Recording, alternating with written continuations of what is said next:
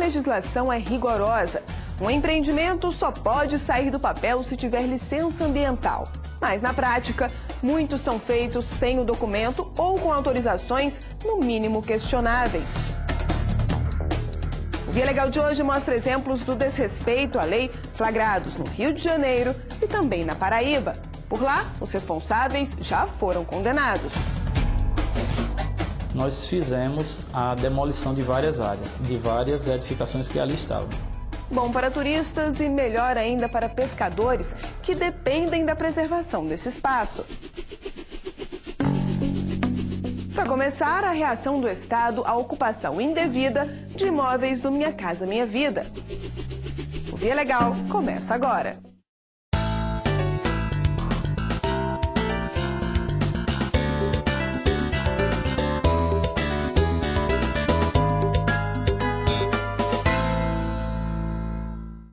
Há pelo menos 2 anos, o governo tem enfrentado um problema provocado pela combinação de 2 fatores: a demora na entrega de imóveis financiados pelo Minha Casa Minha Vida e o déficit habitacional. Centenas de casas e apartamentos foram invadidos antes que os verdadeiros donos recebessem as chaves. Veja o desfecho de um desses casos na reportagem de Carolina Villacreces. Há 3 anos, Helenito perdeu a casa onde morava. Ele diz que foi obrigado a deixar o local por causa das fortes chuvas que sempre deixavam o imóvel alagado. Para ele, o mais difícil foi ter de pagar aluguel. Você ter a tua casa, se for voltar a pagar aluguel, ficar vivendo uma renda da prefeitura para completar o aluguel, então, certeza foi complicante, que até hoje ainda paga aluguel. Depois de se cadastrar na prefeitura, Helenito foi selecionado para receber um imóvel do programa Minha Casa Minha Vida. Era a oportunidade de realizar pela 2ª vez o sonho da casa própria. Felizmente agora saiu isso aqui, que graças a Deus, estou até agradecendo a Deus mesmo de coração, porque hoje eu pago R$500 de aluguel enquanto eu recebo uma bolsa de 300. Cibele, que sempre pagou aluguel, também se inscreveu na relação da prefeitura. Depois de muitos anos na lista de espera, a vendedora foi sorteada pelo mesmo programa que é administrado pela Caixa Econômica Federal. Faz 21 anos que eu pago o aluguel. Então, quando eu soube que fui ligar, Sibeli veio buscar a chave. Vamos dizer, o melhor presente que um ser humano pode ganhar, né? Cibele e Helenito vão morar neste conjunto, que fica no bairro de Arthur Alvim, na zona leste de São Paulo. Os imóveis foram construídos com recursos do Minha Casa Minha Vida, o principal programa habitacional do país. Mas os 220 apartamentos foram invadidos, antes mesmo de serem concluídos.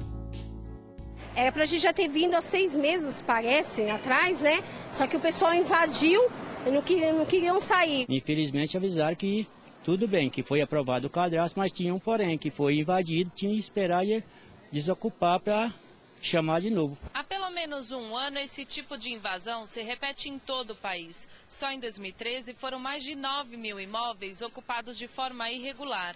Hoje, o problema se concentra principalmente em Alagoas e aqui em São Paulo. Em todos os casos, a reação da Caixa é recorrer à Justiça. A gente negocia com os líderes da invasão e, às vezes, nós conseguimos que, pacificamente, essas famílias abandonem o imóvel. No mesmo dia que a gente toma conhecimento da invasão, nós já entramos na Justiça Federal com pedido de reintegração de posse. O representante da Caixa defende a retirada dos invasores e faz questão de dizer: entre os ocupantes existem pessoas ligadas ao crime organizado. A polícia identificou alguns casos, por exemplo, de pessoas que estavam utilizando as unidades até mesmo para cativeiro de sequestro e também como centro de distribuição de drogas, ou seja, que mostra claramente que nem sempre aquele discurso que é feito pelo invasor dizendo que ele está brigando pelo direito à moradia, né? Nem sempre isso é uma realidade. Claro que não podemos generalizar, é claro que ele tem algumas pessoas que de fato estão brigando por uma moradia. Quem está nessa situação sustenta que a ocupação dos imóveis é a única forma de pressionar o governo. Joyce lidera um dos grupos que invadiu apartamentos em Itaquera. Ela alega que o cadastro do programa habitacional é desorganizado e afirma que as famílias só vão deixar o local depois de uma negociação. Eu espero que, assim, que eles façam valer esses cadastros que eles têm com a gente. Que se a gente não fizer isso, a gente não é visto. Se não acontece isso, a gente é esquecido. A intenção nossa aqui não é prejudicar ninguém. Nossa intenção foi ocupar, para ter nosso nome garantido, para pressionar, para eles chamar nós, para realmente dar casa para nós morar. Porque aqui ninguém quer prejudicar ninguém.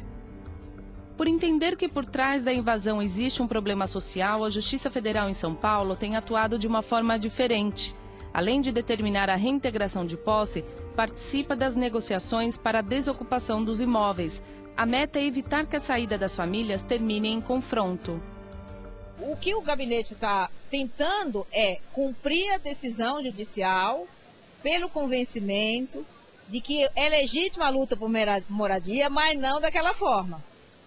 Mesmo porque o programa, para quem invade, se for identificado, ele é excluído do programa. Mais do que resolver a situação dos condomínios invadidos, o governo tenta evitar novas ocupações. Para isso, tem diminuído o intervalo entre a conclusão das obras e a entrega dos imóveis.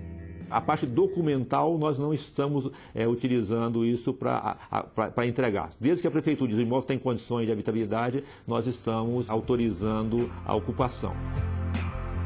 As construções populares são encaradas como uma forma de, pelo menos, reduzir o déficit habitacional. Só na capital paulista faltam 670 mil domicílios. A meta da prefeitura é construir 55 mil moradias nos próximos 4 anos. Helenito soube que o prédio onde vai morar foi finalmente desocupado. Com a chave nas mãos, ele comemora a tão esperada conquista. Para mim é uma vitória. Para mim é uma vitória. Eu não deixo de... Acho que quanto mais você ser insistente naquilo que vai conseguir, um dia você consegue, como eu consegui de novo.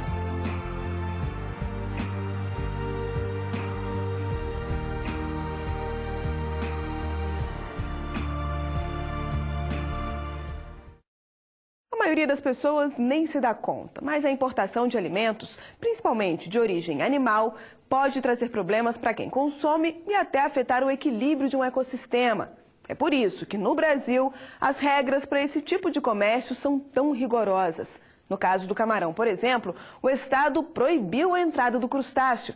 A medida está em vigor há mais de uma década e, para muita gente, já não faz sentido. Há cerca de 15 anos, um vírus extremamente agressivo devastou a produção de camarões no Equador. Até então, o segundo maior criador do crustáceo no mundo.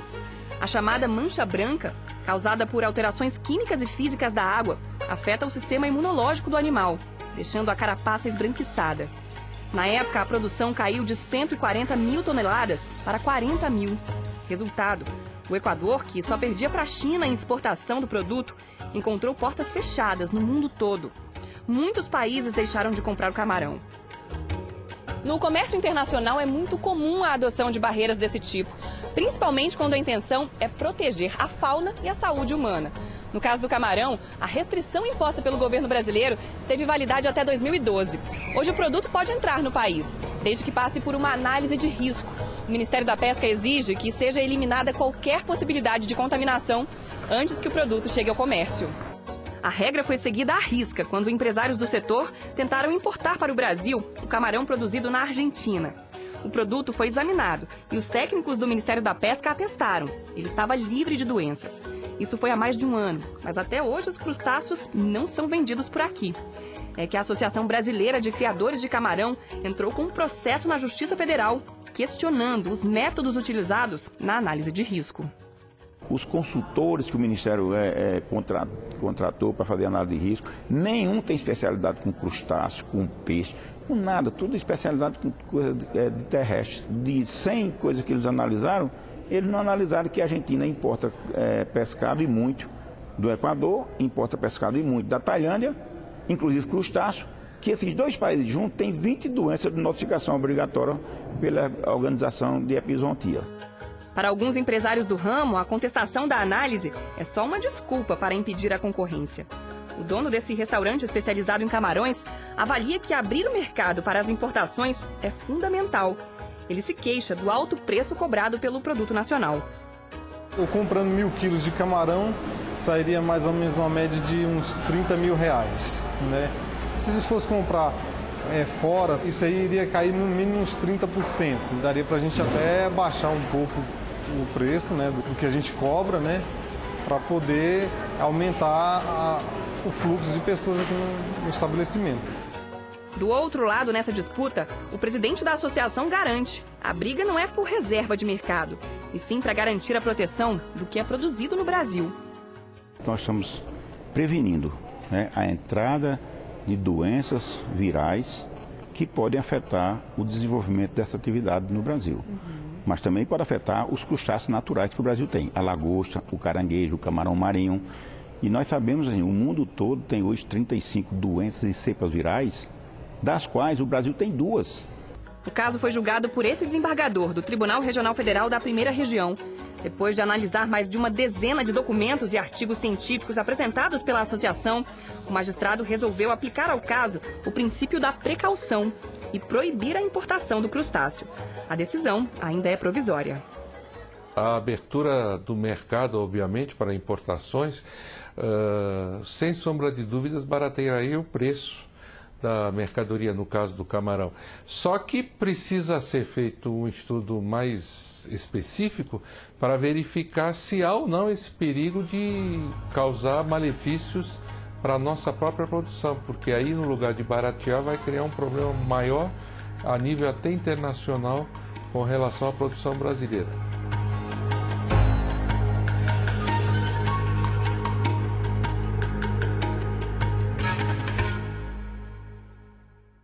À primeira vista, é difícil perceber a importância de um sambaqui. Eu estou falando de pequenas elevações que podem ser vistas ao longo da costa brasileira. Estudiosos acreditam que elas guardam vestígios que podem ajudar o país a conhecer a própria história. E exatamente por isso, a legislação prevê uma proteção especial para essas estruturas. Em meio ao mar e a mansões luxuosas, áreas de valor histórico sofrem os efeitos do avanço da cidade. Nesse trecho do litoral gaúcho, os impactos da presença do homem são visíveis. O município de Xangri-Lá tem os 2 principais sambaquis do litoral norte gaúcho. Um deles é esse, conhecido como Capão Alto.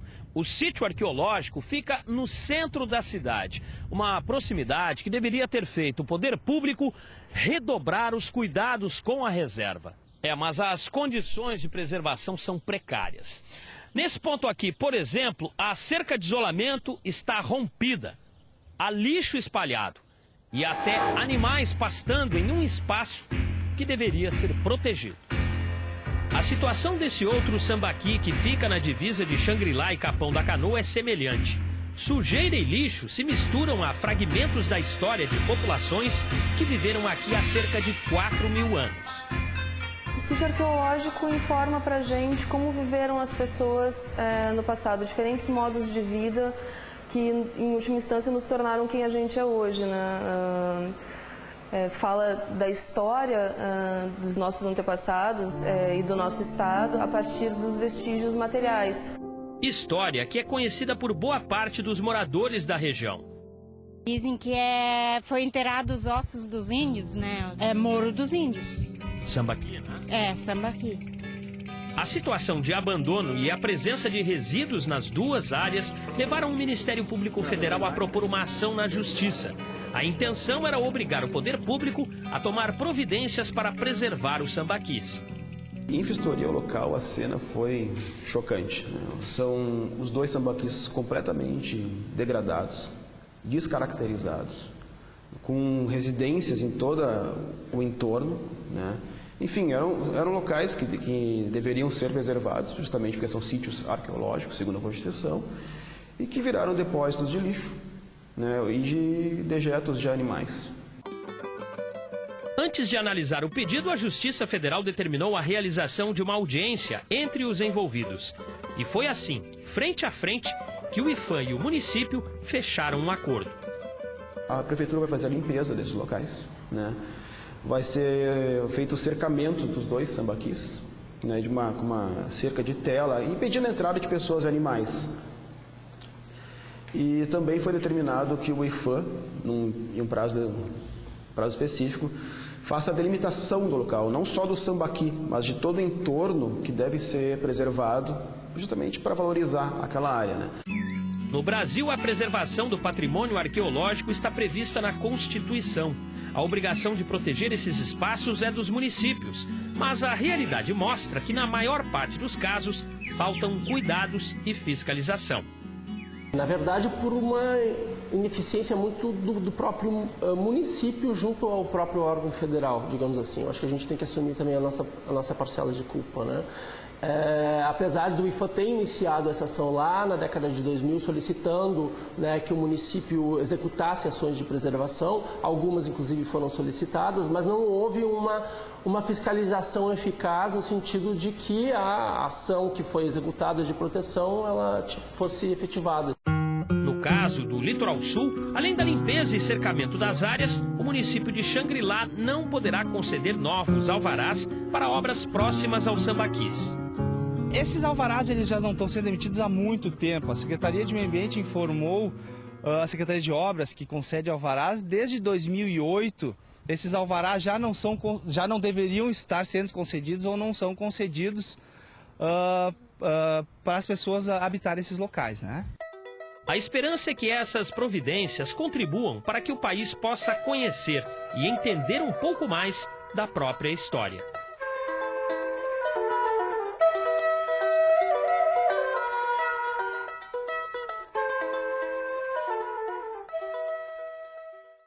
É fato, nenhum empreendimento pode sair do papel sem que os responsáveis providenciem a licença ambiental. Dependendo do porte, dos impactos da obra, essa autorização pode ser dada pela Prefeitura, pelo Estado ou pelo Governo Federal. Em todo o país, sobram exemplos de irregularidades na emissão desses documentos. O exemplo que você vê agora vem do Rio de Janeiro.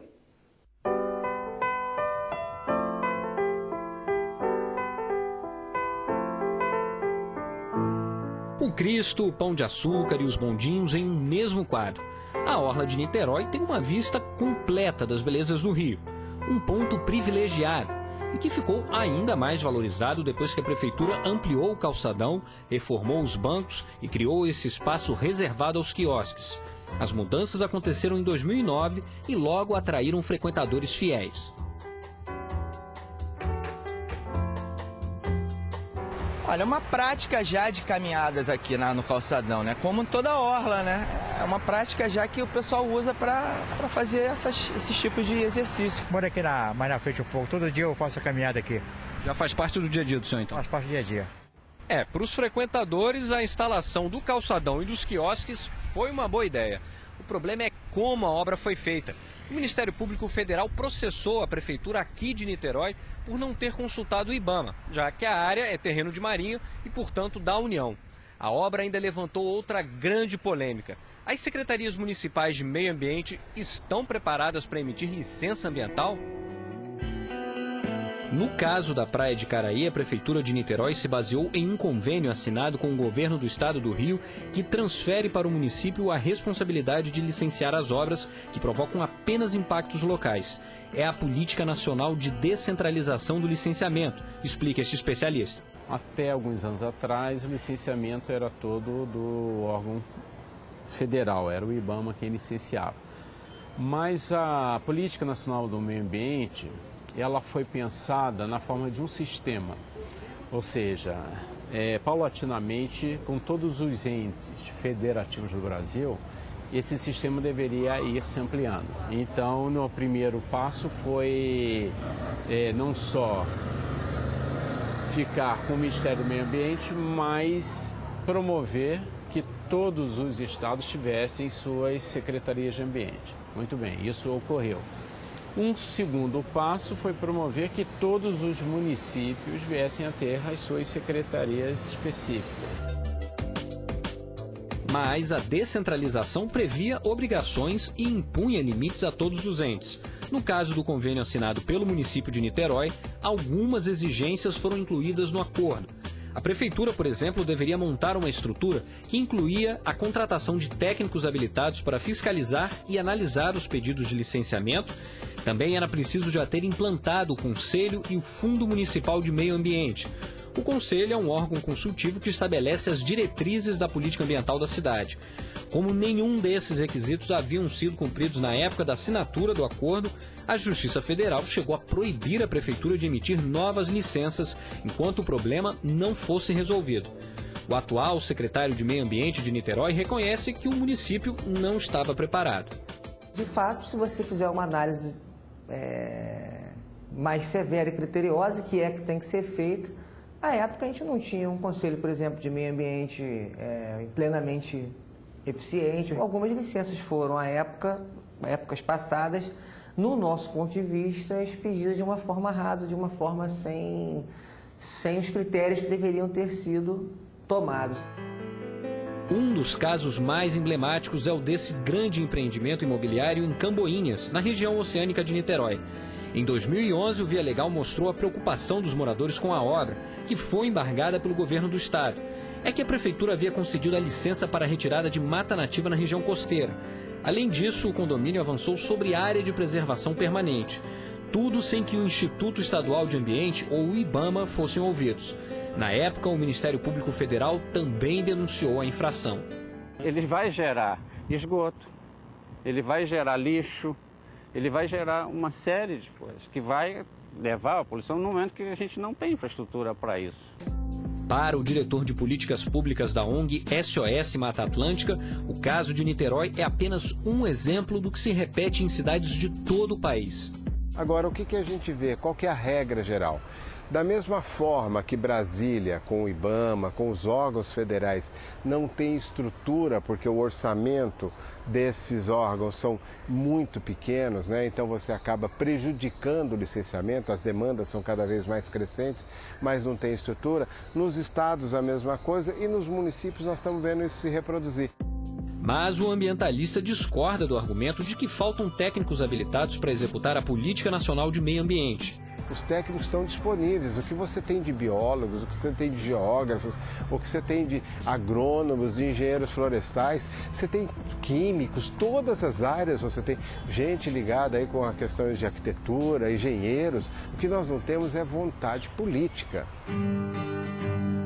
Com a instalação do Conselho Local de Meio Ambiente e a publicação da Lei Complementar 140, que regulamentou a competência dos municípios para emitir licença ambiental, o secretário de Niterói explica que a Prefeitura recuperou o direito de autorizar novos empreendimentos. Ele acredita que houve avanços, apesar de a Secretaria ter apenas 25 técnicos responsáveis por analisar todos os pedidos de licenciamento. E haja disposição. 15 novos processos chegam todos os dias à Secretaria. A gente aumentou bastante o número de técnicos para análise processual, vistoria, como fiscalização.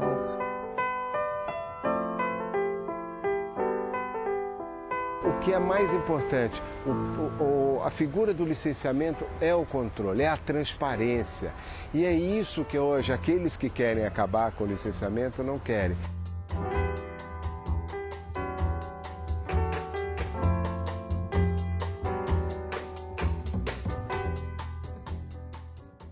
Quem ignora as regras e constrói, mesmo sem ter a licença, corre o risco de perder todo o investimento.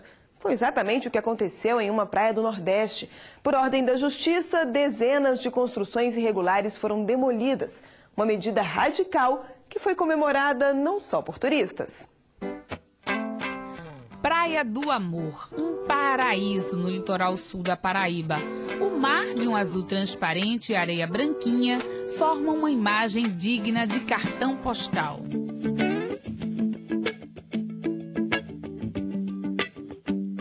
A praia, hoje encantadora, nem de longe, lembra a paisagem que era a regra por aqui há pouco mais de 10 anos. Um cenário de agressão ao meio ambiente que ainda não saiu da memória dos pescadores da região. De primeiro era muita bebida, muita bagunça, era o que tinha aqui, muita sujeira, muito movimento, muito bar, entende? Muita bagunça. Os 5 quilômetros da praia também eram ameaçados por construções irregulares. A prova está nessas fotos, onde é possível ver casas de alvenaria e até bares erguidos na área bem perto do mar. Ao todo, mais de 30 edificações foram feitas em terrenos que pertencem à União e, o mais grave, em uma área de mangue. Quando a gente fez o levantamento, a gente percebeu assim, o manguezal totalmente degradado, lixo, supressão de manguezal, lixo na praia, era realmente uma situação muito desagradável. Diante da constatação, o IBAMA recorreu à Justiça Federal para que as pessoas que ocupavam irregularmente o local fossem obrigadas a deixar os imóveis. O Instituto do Meio Ambiente precisou travar uma longa batalha, até que em 2010, com o aval dos tribunais, as construções irregulares vieram abaixo. E nós fomos em loco verificar e cumprir a decisão judicial. Nós fizemos a demolição de várias áreas, de várias edificações que ali estavam. Em relação ao local, como está parte em praia, essa regeneração se dá por meios naturais, não é necessário plantio de vegetação. A do mangue era uma área muito pequena, também não se justificaria um projeto de recuperação ambiental. Foi uma surpresa muito agradável para mim, porque cheguei aqui e estava tudo demolido, realmente os entulhos retirados, e realmente ficaram as caiçaras, que realmente a lei ela ampara eles. Caiçaras são essas casinhas de madeira e palha de coqueiro usadas pelos pescadores para armazenar material de pesca. E perante ao IBAMA, SUDEMA e o Patrimônio da União, nós conseguimos fazer um projeto que está na colônia, isso aí vocês podem pegar, e eles autorizaram a gente fazer as caiçaras, que são dos pescadores. Todos que estão aqui são documentados, têm a sua carteira e pode comprovar que está legalizado. Mas, assim como as ondas do mar que vão e vêm, as ocupações irregulares na Praia do Amor também retornaram. Resultado: de novo, foi preciso levar o caso aos tribunais para garantir a preservação do meio ambiente. Vieram novas pessoas e, no mesmo lugar, construíram novamente. Daí a razão de termos ingressado recentemente como uma grave de instrumento. Dessa vez, a decisão judicial não foi pontual. Além de obrigar a demolição de todas as construções irregulares no local, o Tribunal Regional Federal da 5ª Região determinou que nenhuma nova construção seja erguida no local. Além disso, para garantir a ordem, os desembargadores determinaram à Prefeitura de Conde que faça a fiscalização no local. E se houver qualquer nova construção na área, cabe ao Poder Público Municipal promover a demolição do imóvel. E a Guarda Municipal já tá notificada para que, em havendo uma pessoa que permaneça muito tempo naquela área, que queira puxar uma choupana, ela seja notificada para que e seja determinada a retirada dela. A natureza agradece e, pela paisagem atual, mostra que superou o passado de degradação.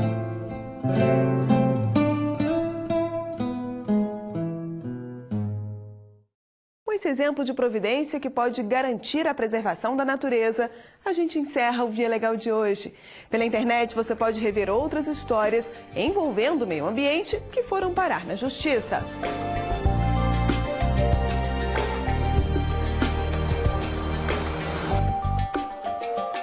A gente se encontra na semana que vem. Até lá!